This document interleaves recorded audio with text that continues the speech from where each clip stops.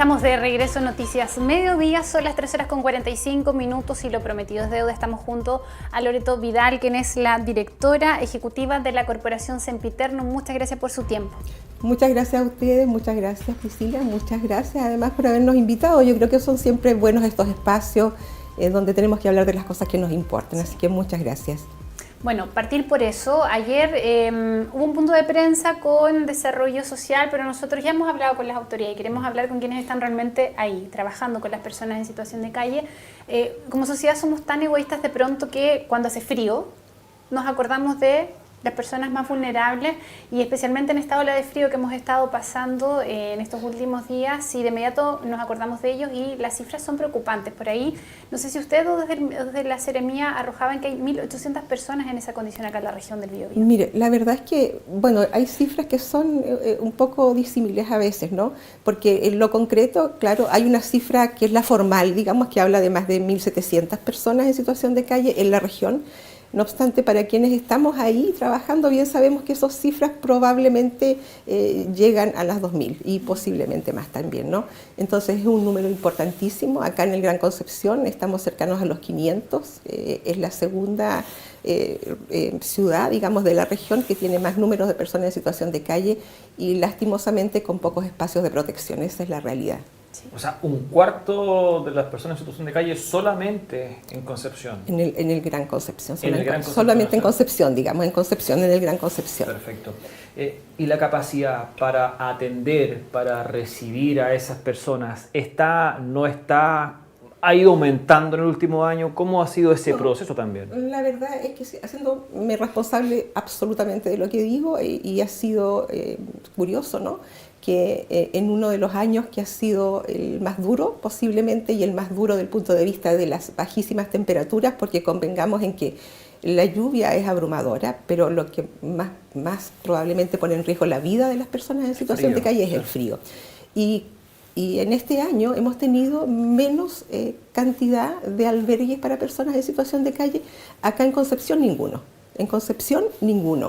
lo que no había pasado años anteriores. Si bien es cierto, nosotros tenemos, y hay que ser claros en eso, hay una oferta que es permanente, que está todo el año. Sí. Nosotros tenemos un albergue, que es el albergue Protege acá en Trinitarias, hay otro en Talcahuano, hay centros temporales, pero que son los de siempre, los que están anualmente. Se abren 120 cupos de invierno y se ha promocionado aquello, digamos, pero ¿dónde están esos cupos? Están en Leu, están en Lota, están en Hualpén, están en Talcahuano, están en Los Ángeles. En Concepción no tenemos albergues disponibles y si es que hubiesen, lo que no está todavía formalizado, van a ser albergues de emergencia. Y en lo concreto, y tú lo dijiste muy bien, Priscila, es aquí y ahora donde la gente necesita efectivamente protección. Y voy a decirlo, a lo mejor puede sonar un poco mal, pero voy a decirlo igual. Yo creo que hemos hablado mucho de la crisis de seguridad que tenemos como país.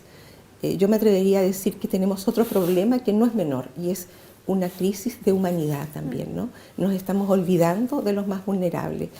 Damos espacio a hablar, por ejemplo, de este famoso plan de cuidados, que además el gobierno lo ha potenciado mucho, y es curioso, pero dentro de ese plan de cuidados no están los más vulnerables de los vulnerables, que son las personas en situación de calle, porque se entiende que ellos van por otro carril, que corresponde al Ministerio de Desarrollo Social, al Plan Protege y demás. Pero bueno, ¿dónde están los recursos para poder dar la atención que realmente necesitamos?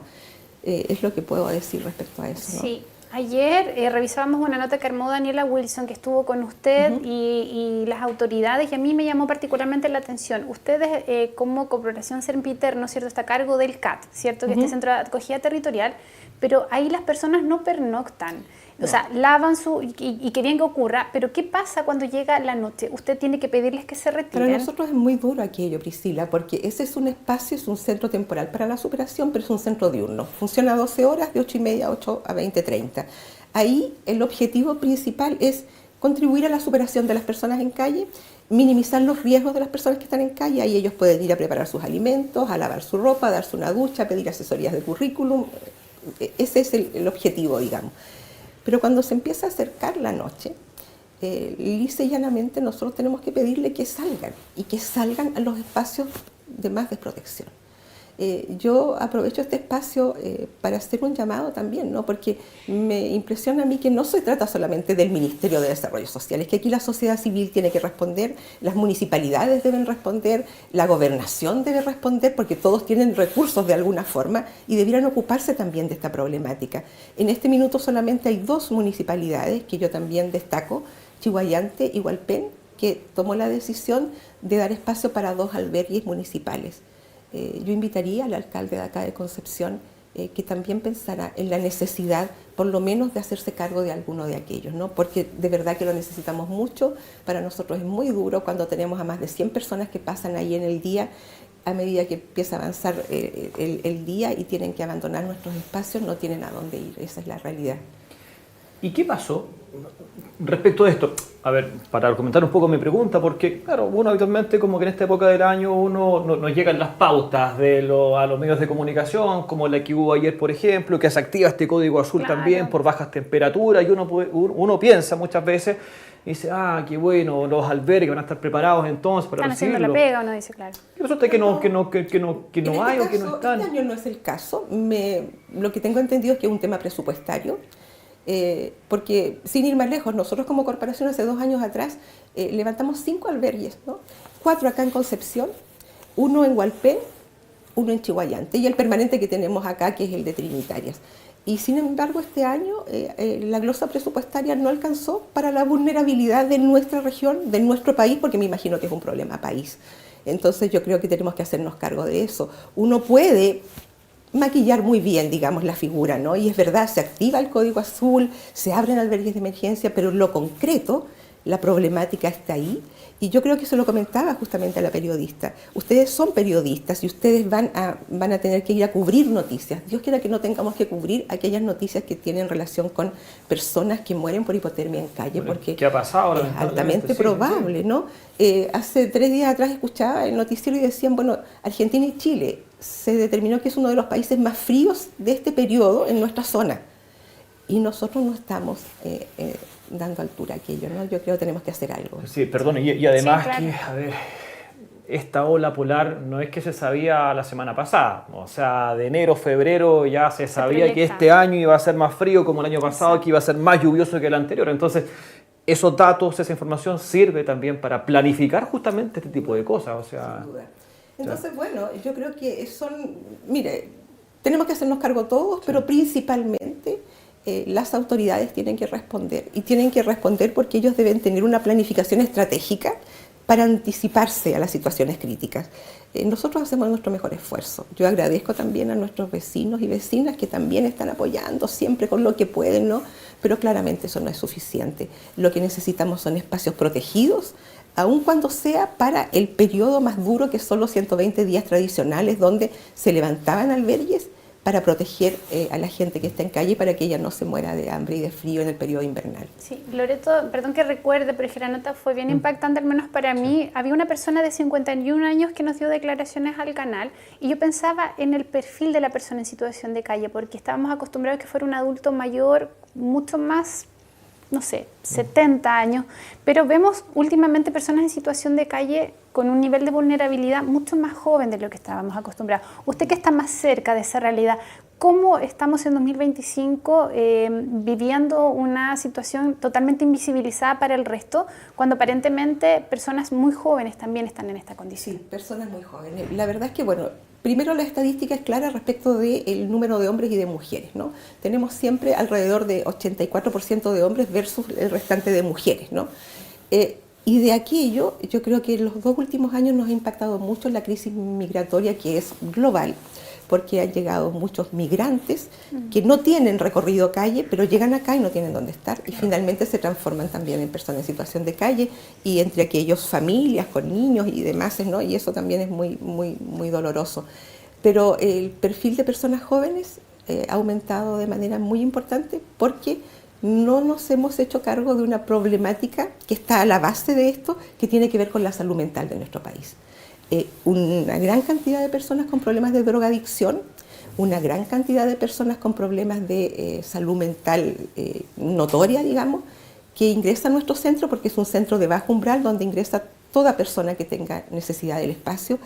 Y bueno, y ahí están los jóvenes, están ahí también los jóvenes que van saliendo del Sename, que cumplen los 18 años, el día del cumpleaños les dicen hasta aquí llegó nuestra protección y quedan en la desprotección. Entonces tenemos un número muy importante de personas que también son jóvenes y ya no es, la persona de calle no es el que recordamos antaño, ¿no? Sino que tenemos una gama diversa de aquellas también que han tenido crisis no normativas, rupturas familiares, pérdidas de personas relevantes que también llegan a la calle y no tienen cómo levantarse.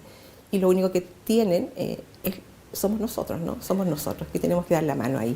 Hablemos un poquito de los recursos. Ustedes, ¿cómo logran mantenerse, por ejemplo? ¿De dónde consiguen estos recursos? ¿Quiénes los ayudan? También agrego otro aspecto con todo esto que sucedió por el caso convenios. Muchas veces la gobernación, claro, entregaba recursos a corporaciones que se habían creado 5 meses antes, pero eso terminó afectando también a corporaciones que llevan 30, 40 años, las de ustedes también que llevan mucho tiempo.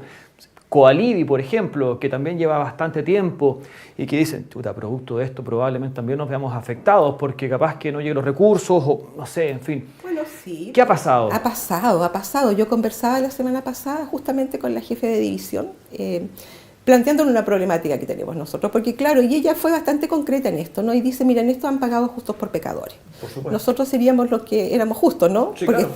Nosotros nos financiamos con recursos que vienen desde el Ministerio de Desarrollo Social, mediante licitaciones públicas y con total transparencia. Y está a la vista además el trabajo también, las cosas que vayan. Y además que no tenemos ninguna posibilidad, o sea, tenemos que dar cuenta de cada peso que ocupamos en nuestras rendiciones y en lo que utilizamos. Pero son recursos súper limitados y la demanda es muy alta. Entonces, por eso yo siempre agradezco a la sociedad civil que está siempre un poquito atenta a nosotros, etc. Ahora, ¿cómo nos ha impactado? Se han retrasado administrativamente los procesos y los pagos. Nosotros hemos tenido que asumir de manera temporal, aun cuando después lo puedas recuperar, pero se sabe cuándo, además. Situaciones que en el fondo, porque tú no puedes llegar y cerrar un dispositivo porque no te llegó la remesa de recursos. Entonces ha sido un problema y un problema que no es menor y que no nos impacta solo a nosotros como corporación, a todos quienes estamos en esto. Pero bueno, estamos aquí y yo creo que al final del día, cuando a las personas en situación de calle todo le ha fallado, le falló a la familia, le fallaron los amigos, por las razones que sea. Me parece a mí que nosotros no podemos darnos el lujo también de fallarles, ¿no? Y por eso seguimos intentándolo y seguimos creyendo, pero no por eso no haciendo una crítica objetiva al Estado, ¿no? Porque da lo mismo el gobierno que esté. El Estado tiene que hacerse cargo, porque estas personas que están aquí son conciudadanos nuestros y tienen el mismo derecho. Nuestras bases corporativas, justicia, autonomía, rescate de derechos ciudadanos, buen trato y dignidad son los que nos movilizan, y eso debiera movilizarnos a todos. Estamos en los tiempos, por eso siempre hago la invitación, señor alcalde, señor gobernador, estamos en los tiempos de la colaboración, no de la competencia, y ellos esperan por nosotros. Eso es lo que más podría aportar, digamos, y decir desde lo más profundo, honestamente.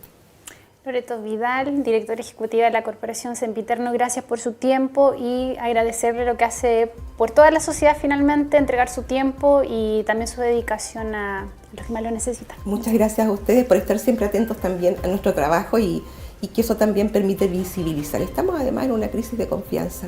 Pues bien, conózcanos, vean lo que hacemos y hagámoslo en conjunto, que yo creo que eso es lo que nos toca. Muchas gracias, muy amable. Muchas gracias a ustedes. Son las 3:59 minutos, pausa, al regreso más noticias.